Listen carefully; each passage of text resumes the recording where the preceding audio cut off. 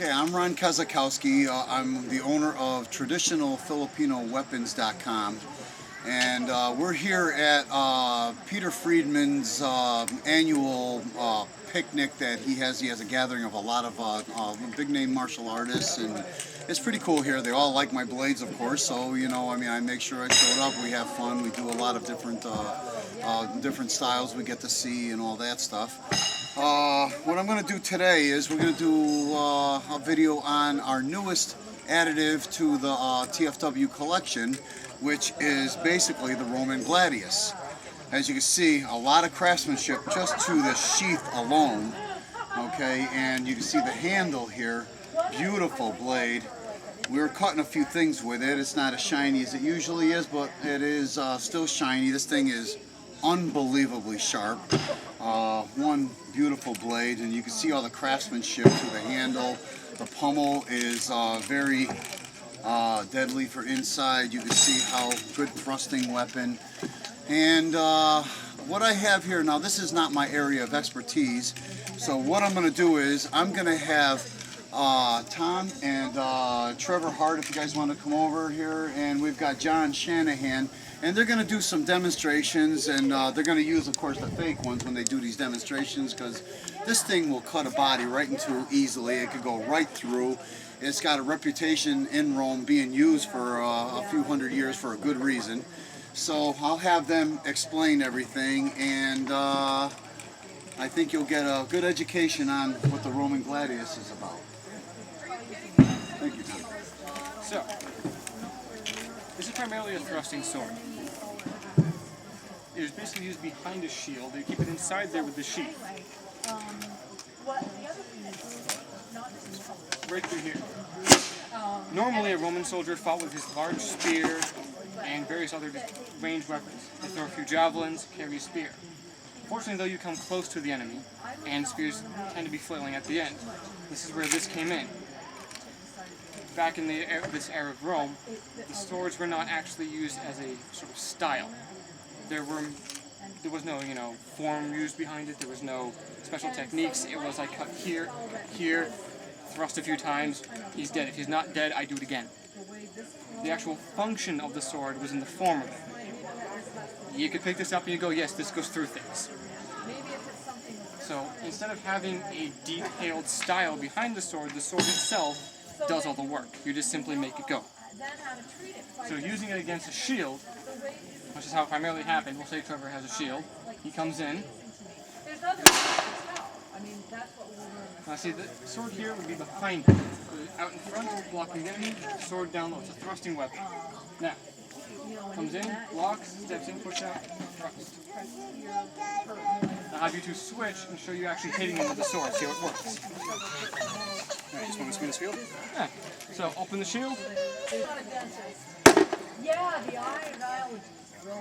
Simple thrusting weapon comes in, out, back, down, anywhere there's exposed armor. You open up here.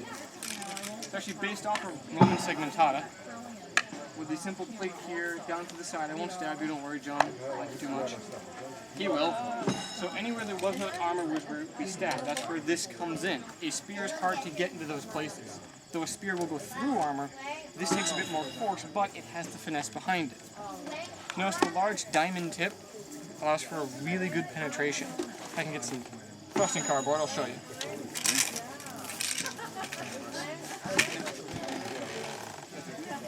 Oh, thrusting. It's a good balance on the blade. One? Okay. No, I'll cut that one. Thrusting. Okay. Now, it's very simple because now I've been stabbing things all day with it. Folding through layers, it simply just goes through.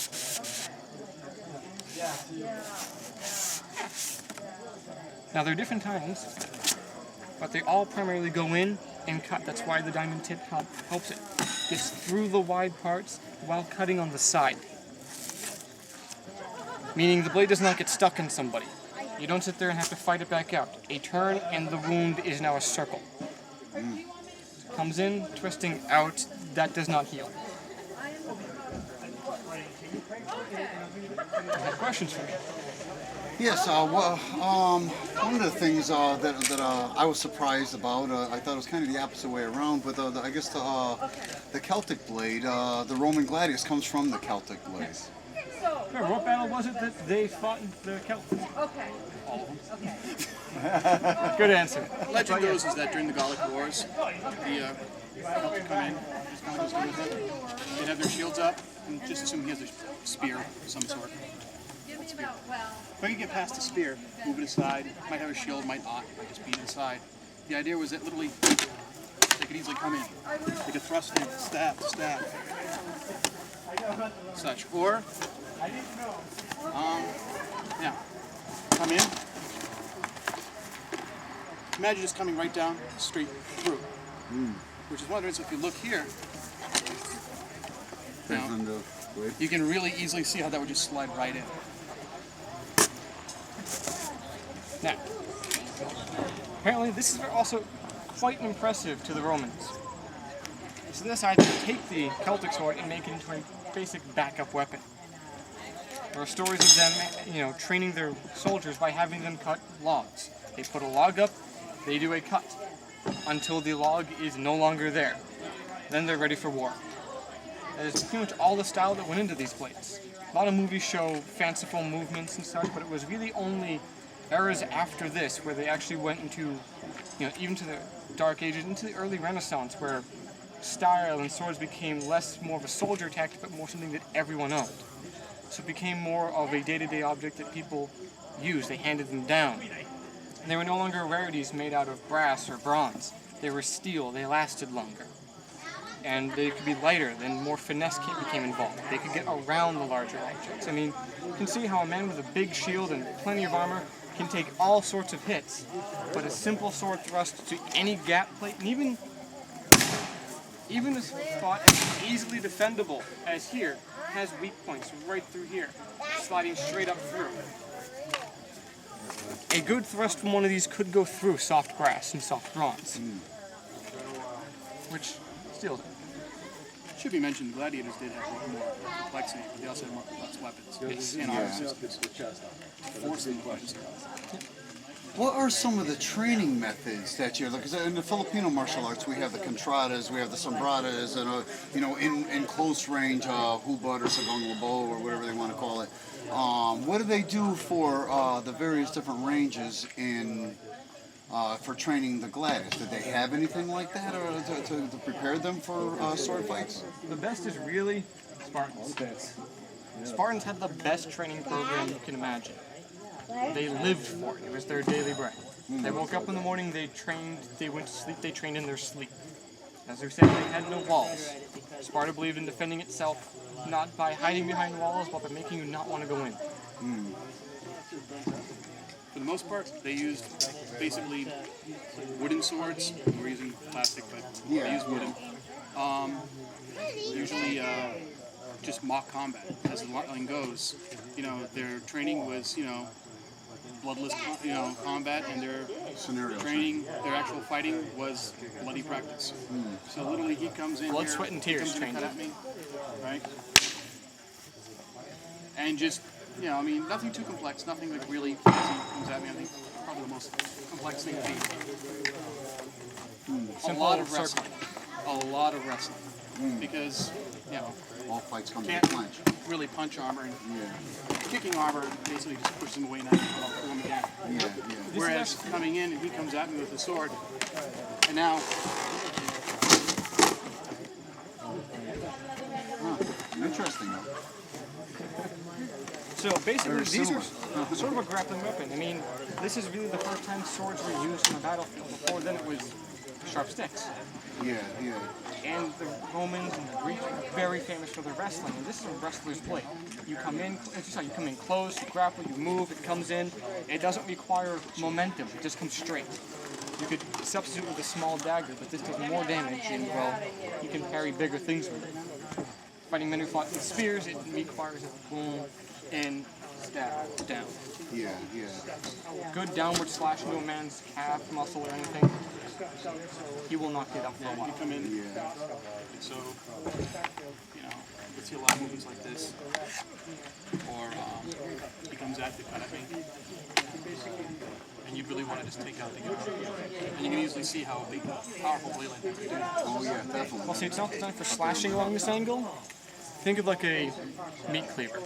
Big chef's cleaver, right into a wrist, breaking bone, ripping free. It is a weapon not for finesse, but for purpose.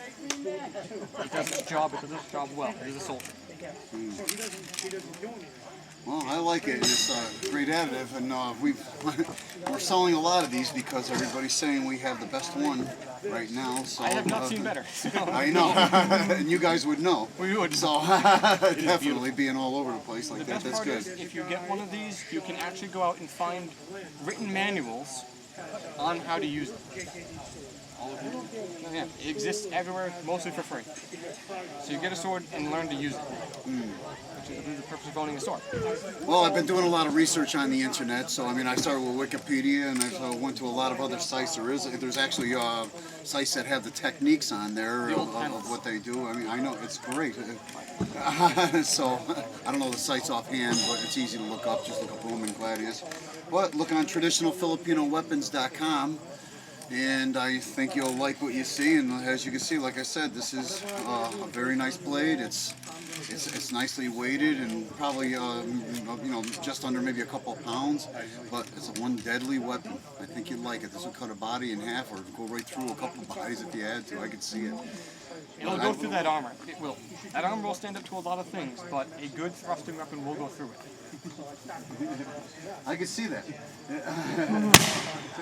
It'll go through that, no problem. That's why- That I can imagine. For one last thing, armor was thick in bronze. With this tip, the form of that tip puts it through heavy metal. Just dropping this alone on the folded cardboard, I know it's just cardboard, but it is layered, which means it has different levels of resistance. It goes up to that diamond. Yeah. With force behind it, you will drive this through any metal. I can see that. Just imagine injury. I know. Coming on the battlefield, he comes at me, I come at him, he's got his weapon raised, he comes at me and I come at him. Crap. Nice and simple. He's still intact, barely. Like I always said, everybody looks at on TV and they see sword battles as this big romantic thing. You know, you win, you do the.